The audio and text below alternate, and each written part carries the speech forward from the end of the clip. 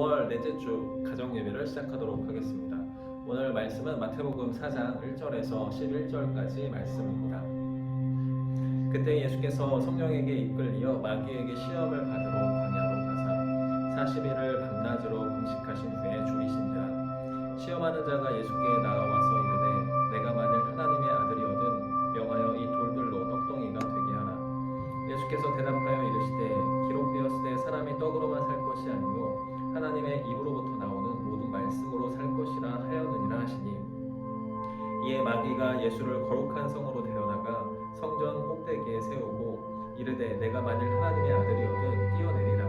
기록되었으되 그가 너를 위하여 그의 사자들을 명하시리니 그들이 손으로 너를 받들어 발이 돌에 부딪히지 않게 하리로다 하였느니라.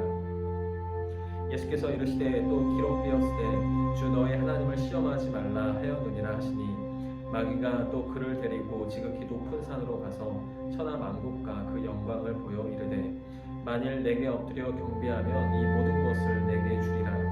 이에 예수께서 말씀하시되 사탄아 물러가라. 기록되었으되 주 너의 하나님께 경배하고 다만 그를 섬기라 하였느니라. 이에 마귀는 예수를 떠나고 천사들이 나와서 수종드니라. 예수님은 공생애를 시작하시기 전에 마귀에게 시험을 받으셨습니다.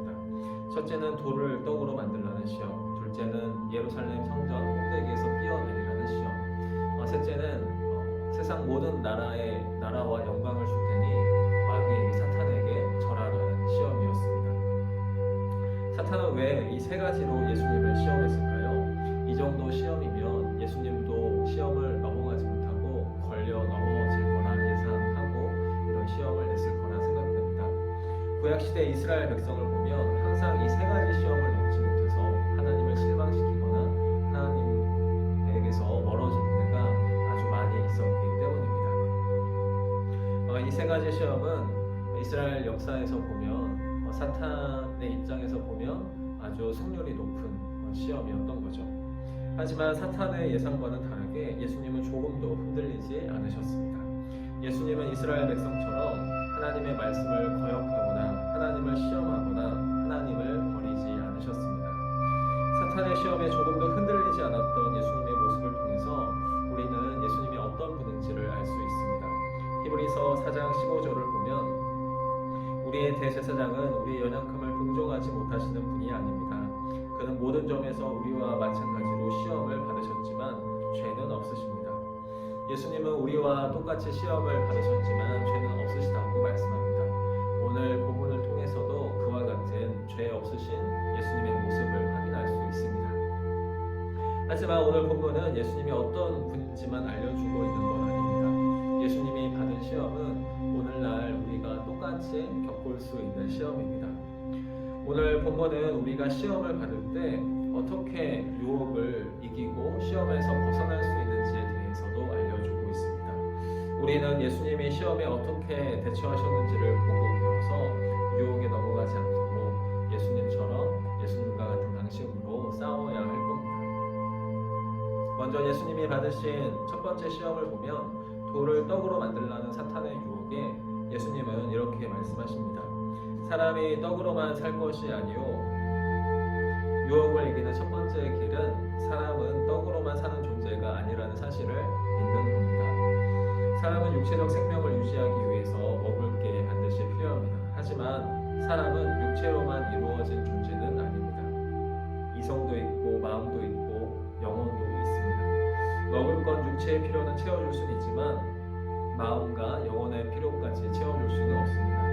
따라서 사람에게는 먹을 것뿐만이 아니라 마음과 영혼을 채워줄 그 무언가가 필요합니다. 그리스도인은 그렇다면 어떻게 마음과 영혼의 필요를 채우고 어디서 기쁨과 행복을 얻을 수 있을까요? 시편 37편 4절을 보면 여호와를 기뻐하라. 그가 내 마음의 소원을 너에게 이루어 주시리로다 하고 말씀합니다. 하나님이 우리 마음의 소원을 채워주시겠다고 말씀합니다. 저는 가진 것도 별로 없고 또 인간관계도 그다지 깊지도 넓지도 않은 사람입니다. 그런데도 삶이 별로 외롭지도 않고 두렵지도 않고 괴롭지도 않습니다. 그게 왜 그럴까 생각해 왔더니 저는 그 이유가 믿음 때문이라는 생각이 들었습니다. 하나님이 제 마음과 영혼을 채워주시기 때문에 제 마음에는 제 영혼에는 큰 문제가 없이 살아갈 수 있는 거라고 믿고 있습니다. 세 번째 시험을 보면 세 번째 시험은 오늘 본문의 주제라고 할 수 있습니다. 사탄은 예수님께 세상 모든 나라와 영광을 줄 테니 자기에게 절하라고 유혹합니다. 한마디로 하나님을 버리고 자기를 섬기라고 유혹하고 있는 겁니다. 하지만 예수님은 이렇게 말씀합니다. 주 너의 하나님께 경배하고 다만 그를 섬기라. 사탄은 세상을 다스릴 수 있는 권력을 주겠다고 말하는데 예수님은 오히려 하나님을 섬기고 세상을 섬기겠다고 말씀하고 있습니다. 켄켈러 목사님의 부활을 읽다라는 책을 보면 이런 질문이 나옵니다. 인간의 마음속 깊은 곳에는 누군가를 왕으로 삼으려는 갈망입니다. 세상에 자유로운 사람은 없고 모두가 누군가나 무언가를 섬기고 있다. 당신은 참되신 왕을 섬기고 있는가? 여러분은 어떠신가요? 여러분은 어떤 왕을 섬기고 계신가요? 예수님은 우리가 하나님을 섬겨야 살 수 있는데 그냥 대충 섬기는 게 아니라 하나님만 섬겨야 한다고 말씀하고 있습니다. 10절을 세번역 성경으로 보면 의미가 더 분명하게 다가옵니다. 사탄아 물러가라. 성경에 기록하기를 주 너의 하나님께 경배하고 그분만을 섬겨라 하였다. 돈과 하나님을, 권력과 하나님을, 사람과 하나님을 동시에 섬겨서는 안 된다는 말씀입니다. 우리가 섬겨야 할 분은 하나님 한 분뿐이십니다. 시편 73편 28절에 이런 말씀이 있습니다. 하나님께 가까이 함이 내게 복이라. 우리는 하나님과 가까이 있을 때, 하나님께 붙어 있을 때, 하나님을 섬길 때 복을 받을 수 있고 기쁨을 경험할 수 있습니다. 참된 기쁨과 행복은 하나님을 예배하고 섬길 때 얻을 수 있는 것들입니다. 우리 모두 예수님처럼 하나님이 우리의 주인 되심을 고백하고 하나님을 온전히 섬기며 시험을 이기며